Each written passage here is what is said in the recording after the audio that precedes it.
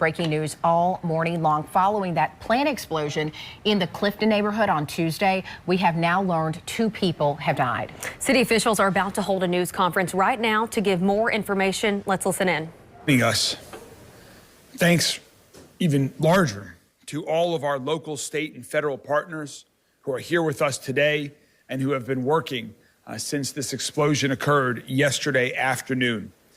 I went to the scene yesterday afternoon and saw all of our amazing first responders and partner agencies working hard, working together, risking their lives to ensure that the scene was safe, that we rescued as many individuals as possible so that everyone who was impacted was safe and would be protected. And I have no doubt that many lives were saved because of the men and women in this room and their colleagues in their respective agencies. However, it saddens me to report that we received word late yesterday that there are 2 victims who have passed away as a result of this explosion. Before we get into more details on the incident, I'd like to pause for a moment of silence to honor the memories of these 2 victims. We hope that their memories may be a blessing.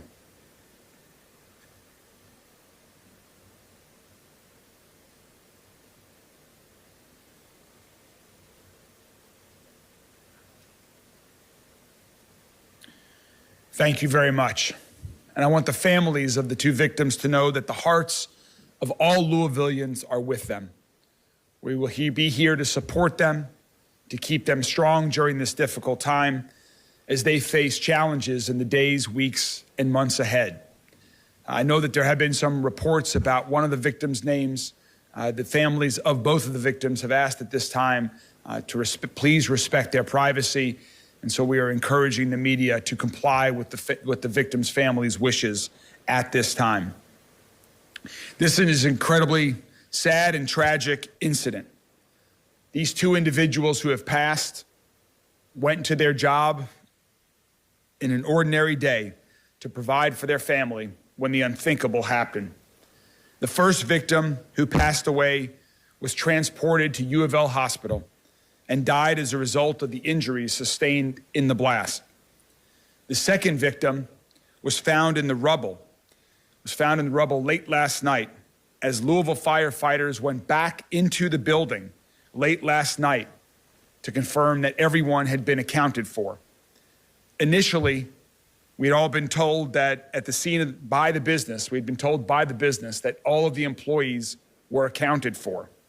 Tragically, that was not the case. The Louisville Fire Department is taking the lead, as they have since yesterday. And so to share more information about what unfolded yesterday and what's going on at the scene right now, I'd like to first introduce Chief Brian O'Neill from the Louisville Fire Department. Chief O'Neill. Thank you, Mr. Mayor. So 3 o'clock yesterday afternoon, we started getting multiple 911 calls about an explosion. Firefighters responded to the scene swiftly. We had companies on the scene within about 3.5 minutes. They found an area that had obviously dealt with a tremendous explosion. This was a business that is known to us. Our companies do a very good job of inspecting their first alarm area. They know what's out there. So we knew right away that we were dealing not only with a fire, but also a structural collapse and also a hazardous materials incident. These are 3 disciplines that we all train in, so they were prepared to handle that, but you need to understand that it makes things extraordinarily difficult. We got extra companies to the scene swiftly. The first companies that arrived made a very aggressive interior attack, not only to extinguish the fire, but to search for victims. They assisted several victims with evacuation, and we found 1 victim that was partially buried. They got in there, took tremendous risk to get to him and get him out. As the mayor mentioned, we did end up having a second victim, so you need to understand that despite any reports that we have, if our firefighters respond to a vacant and abandoned structure, they treat it as if it is occupied and they search everywhere they need to search. And that's what our firefighters did in this business yesterday. And they continued to search everywhere that was possibly tenable. We're dealing now with an unstable building that has partially collapsed and could collapse further. And we're dealing with an unknown at the time of hazardous materials release possibly. But our firefighters are still going to take that risk and search throughout that building. They searched everywhere that they safely could and did not find anything. As the time went on and we secured the area, it was made evident to us that there was another person that was not found. So our firefighters got back in there, searched into an area into the center of the rubble, found where he was located. Our structural collapse technicians came back out. This is a discipline that has to move very slowly because of the potential for a secondary collapse. They set up shoring and everything to take care of that. And it took several hours to finally get to the victim and dig them out. But we want to make sure that that family has closure and that we have respect for those that we've lost. It was about a little after midnight last night that they got them out. Going forward, when you look at this scene will still be in our control for some time going forward because there's going to be an investigation to exactly what happened. I know many of you are probably concerned, say what actually happened, why did it happen, and I'm going to apologize in advance. We don't have those answers immediately. That is going to be a part of the investigation. We're very grateful that ATF has offered their assistance in this, and they're going to bring a team in to give us assistance. We have a lot of great resources locally, but we are not so we are humble enough to know that if we can get help, we're going to take it. So that'll be going on through the next couple of days. So we will still be in charge of that site. Air monitoring was set up from the get-go, not only in the immediate area, but the entire vicinity to make sure that we're keeping the community as safe as possible. Throughout this incident and even continuing on, we have not had any issues with air monitoring. We have not found anything that is hazardous or of concern. If there was, we wouldn't have had our firefighters digging through the rubble. So no, we will continue to do that as we go on. And that as far as causes, as far as anything else going on at the scene, that's all going to be part of the investigation. And I'll pass off now to the Director of Emergency Management, Jody Myman, to talk a little more about that. Thank you, Chief O'Neill. So Chief O'Neill mentioned something about getting inundated with 911 calls. And just to put it into perspective, on Monday during the same time period, a 30-minute window, we received just under 100 911 calls. And that was a normal day type of number of calls that were coming in. During the same 30-minute period yesterday, it tripled. It was almost 300 911 calls between our admin lines and our 911 calls that came into the 911 center just on the other side of this wall. This obviously became a multi-agency coordination and a coordinated response very, very quickly, not only with our local responders, but our state and federal responders to come in and get through the actual initial part of the incident and then figure out what's next. This posed a lot of challenges. The initial response, they had to avoid debris that was in the road, that was in the neighborhood. You had neighbors that were coming out, wondering obviously what was going on, confronting the first responders about potential damage that they had with their dwellings. We had a massive amount of power outages. I can't thank our local utility partners, MSD, the water company, and LG&E for all their partnership and their work yesterday. We've been notified this morning that all power has been restored except for the site itself. But again, this posed a lot of challenges. Just getting into the scene with the narrow access of the roadway, with the number of fire apparatus, EMS, police, and all the other responders that were getting in there. So this posed, again, a lot of challenges to all the first responders. We did identify this morning, we initiated a shelter in place. We did knock on doors. We only evacuated about a 1.5 block area to the people that were directly involved, and it was mainly because they couldn't shelter in place because their windows were broken out due to the explosion. So the firefighters, some of the firefighters that weren't assigned inside the building knocked on doors. We got the people that needed to get out of the area to a certain location where they were safe. We did identify that we did have an issue with our lens alert system. It did go out to social media, and it did go out to anyone that's subscribed to the Smart 911 app. But there was what we're leaning towards a human error on the text and emails, and we're looking into that internally here at MetroSafe. Thanks, Jody. Thanks for your and your team's response, along with all the other agencies that are here with us today. In addition to government agencies, when incidents like this occur, there are many other organizations that also play a key role in saving lives and responding to the emergency. And one of our great partners that we are so fortunate to have here in Louisville is U of L Hospital and U of L Healthcare. 12 victims were transported to several local hospitals yesterday. And so I want to thank all of the doctors, the nurses, all of the medical staff that treated these individuals. There is no doubt that between the work of Louisville Fire Department and all of these medical professionals, that lives were definitely saved yesterday. The most seriously injured at the scene were transported to U of L Hospital, our regional trauma center, who does incredible work every day of the year to keep people alive and keep people safe. So for an update from U of L Healthcare, I'd like to welcome Dr. Jason Smith, who runs their trauma center there at U of L Hospital. Dr. Smith. Thank you, Mayor. First of all, I want to say congratulations and thank you to the EMS providers that brought us the patients and for the fire rescue that went and took care of those patients. One of the most important things you can do in a scene like this is get the patients from the scene to an area where we can have definitive care. And they really did an absolutely outstanding job yesterday. 7 patients were brought to University Hospital yesterday following the incident. One of those was in critical condition and subsequently expired from his injuries yesterday evening. We wound up admitting 4 others. All of those are in stable condition this morning. The remaining 3 were able to be discharged with follow-up from the care.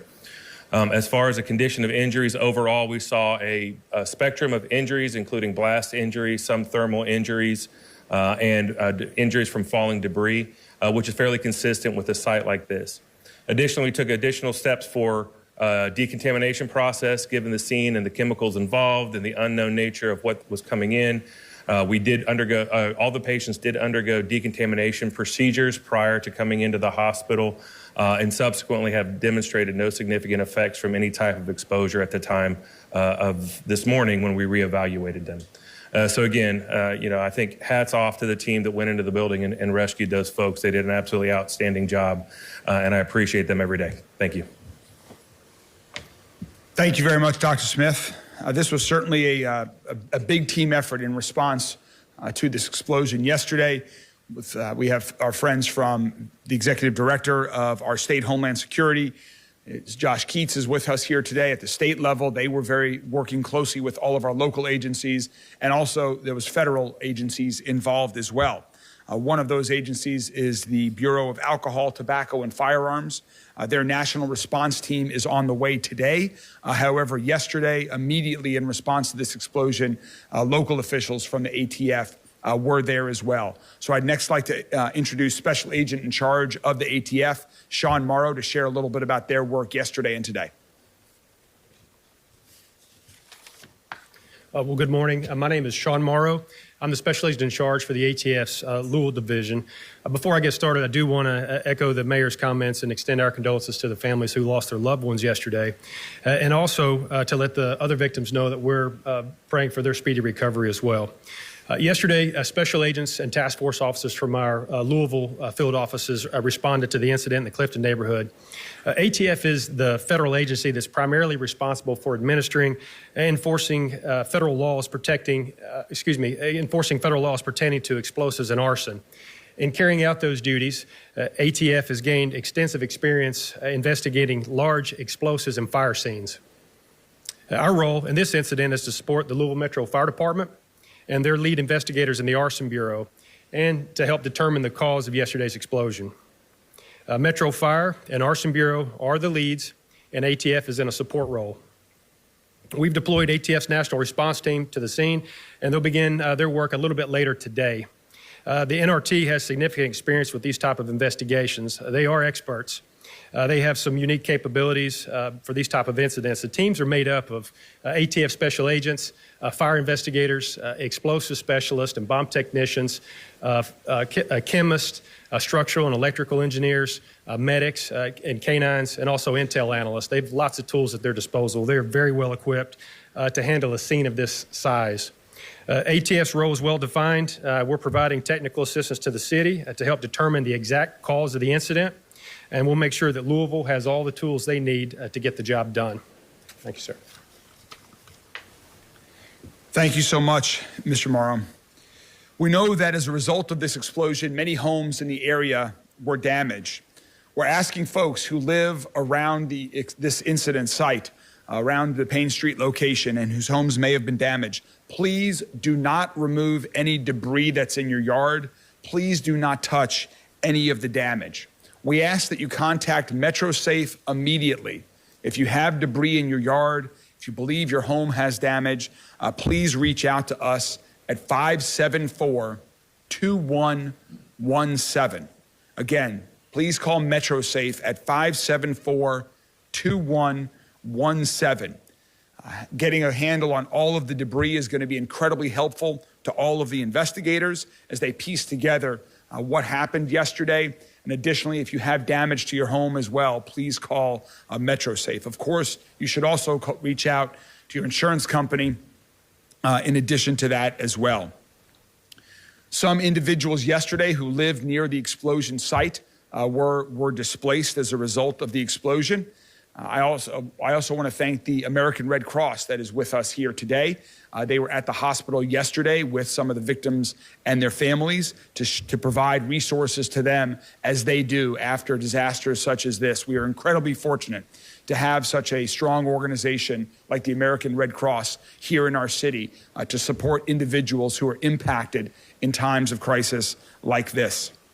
A few other agencies that are here with us today that have been with us there since the beginning of our first calls received that I want to thank and are here if there are any questions to answer.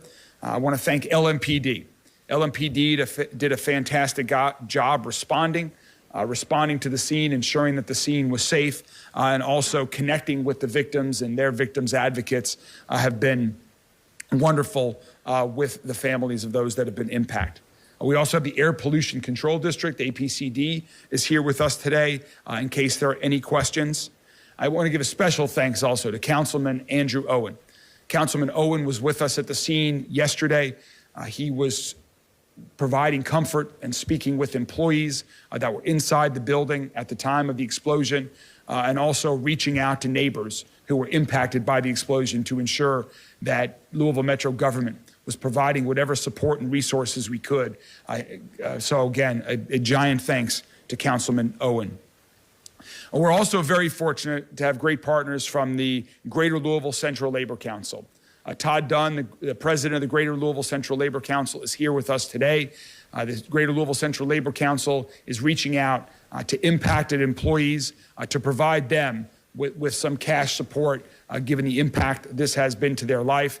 This was not a union facility, but still to see the support, to support other working families from the Greater Louisville Central Labor Council is greatly appreciated. Thank you, Todd, to you and your colleagues. Again, just a great reflection of the support that Louisville entire city has in moments of tragedy like this. We're also joined by Metro EMS, who immediately responded to the scene and is with us here today. MSD, that has been with us on the site since yesterday. OSHA is here with us as well. And I mentioned Executive Director Josh Keats from State Homeland Security earlier as well. Finally, I would like to say that we have been in contact with the leadership of the company where this plant did occur. They are not with us here this morning. They did ask me to pass along to express gratitude to all of the first responders who responded and have been impacted by this explosion. They will continue to communicate directly with the media, is our understanding. That is a lot about what we know at this time. We wanted to continue to provide the information that we have as soon as we have it so that everyone is in the know. With that concludes our prepared remarks, and we are happy to take any questions that the media might have. Maybe we should just start on the left here, and we'll move across the room. Paul? Who's the lead investigator? Is it Louisville Fire? Yes. Chief, Yes. Based on the damage, how confident are you you'll be able to find and determine the cause of this? When you're dealing with a large explosion like this and such a massive amount of destruction, it's going to be difficult. But again, our people are experts in this. We have the assistance of the ATF, and we have, what you're basically trying to do is to reconstruct that as best you can. But I'm not going to sit here and guarantee that we're going to be able to point a finger and pinpoint something exactly. But again, these people are good at what they do, and they're going to come up with some good answers. What hazardous materials were known to be at that location prior to the explosion? Sure. So we have continuous inspections of things in the area. So immediately upon the scene, we knew exactly what they had in that building. But when you're looking at an explosion, we don't know what's been compromised and what hasn't. So that's where our monitoring comes in. So again, we're monitoring the area. We're monitoring not only the air, we're monitoring any of the runoff because the sprinkler systems had activated. We have our fire hoses to help extinguish the fire. We monitor that for any type of other chemicals. We did not find any evidence of any release of anything hazardous, not only in the air, but also that. Now, as far as what they had on scene, it was the typical things that you would expect for a company like that. It was potash. It was aqueous ammonia, which is a diluted solution. It's a few other things that they put in here. But again, this is something that would be typical of any other similar type of company of this type. Why did you go back into the building around midnight? What new information did you have that made you go back? So again, we get there on the scene and we are going to immediately aggressively enter. We're going to search everywhere that we possibly can. Even after we're getting reports that everybody had been accounted for, we're going to double check everything that we can. At that point, every place that we could have safely searched had been checked. But then we got additional reports at about 7:30 or 8 o'clock last night that there may have been another person unaccounted for. So we sent some of our structural collapse technicians back in there to very carefully search through an area. In an area that was completely covered in rubble, we did find where that victim was. And at that point, again, trying to show dignity for the family and to make sure that we take care of everyone, we sent our people back in. It was about a 3.5 hour process to safely get into that area to get to that person and recover that victim. Can you say anything about what that report is that you got? Again, it's just dealing with the plant and with their personnel. And once they came back to us and said, because initially we had heard that everyone had been accounted for, but they said they had found somebody else that was not. Yes, sir. What do you say to the long-time people who have lived in that neighborhood, who have gone through this before, who were saying this plant should not be in a residential area? So that's going to be something that's going to have to come through the vet, and that's outside of the purview of the fire chief. Can you also clarify the numbers? We know 2 are dead. How many others are hurt altogether, if you exclude those who passed away? 9 others. 9 others, 2 dead, 9 hurt, correct? Okay. I want to say one. Yeah. 12 transported. 12. So 10. Yeah. 12 transported, 2 victims were deceased. And also going back to your previous question, I want to make very clear, we hear those concerns of the neighbors loud and clear. We definitely, today is not the day to have those conversations with the company. We are focused on the victims, their family, finding out what happened, providing support to all of the victims' families.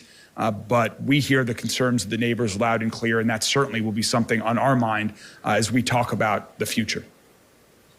Yes? What was the communication like between Louisville Fire and the company with determining victims and people unaccounted for?